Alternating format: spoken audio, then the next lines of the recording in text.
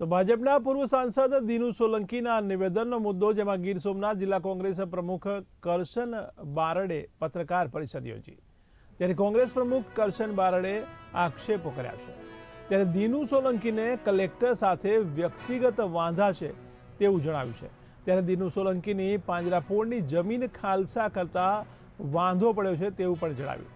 ત્યારે 1 વર્ષથી collector demolition કરી રહ્યા છે તેમ કરશન બારડે જણાવ્યું। ત્યારે કલેક્ટર સાથે વાંધો પડ્યો એટલે આક્ષેપ કરાયા છે તેવું કરશન બારડે જણાવ્યું હતું। ત્યારે ડિમોલિશન મુદ્દે સૌ પ્રથમ કોંગ્રેસ દ્વારા વિરોધ કરવામાં આવ્યો હતો તેવું પણ જણાવવામાં આવ્યું છે।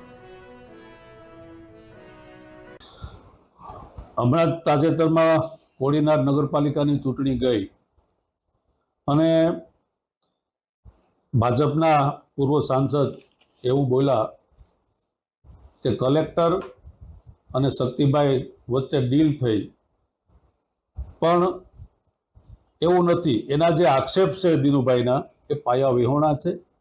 દિનુભાઈ અને પોતાને કલેક્ટરને કોઈ પોતાને બંનેને ગમે તકલીફ હોય, એમ વાંધો હોય, અથવા અમને એવું લાગે છે કે દિનુભાઈની જે જગ્યા છે 320 એકર એ કોર્ટમાં ને થઈ અને પછી અહીં આવ્યું પાછું અને આ કલેક્ટરે કંઈક ખાલસા કર્યું કે જે કંઈ હોય, અને એને હિસાબે દિનુભાઈ કલેક્ટરને ફેરવીને સીધા નગરપાલિકામાં લઈ આવ્યા।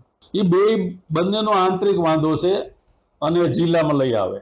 દિનુભાઈને પોતાની જમીનની વાત છે એટલે આખા ગીર સોમનાથમાં લઈ આવે।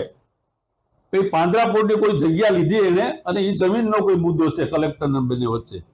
કલેક્ટરે ખાલસા કરી અને અત્યારે એવી મૂળ સ્થિતિમાં પાછી પાંજરાપોળની જગ્યા મળે એવો કંઈક કોર્ટનો આદેશ છે।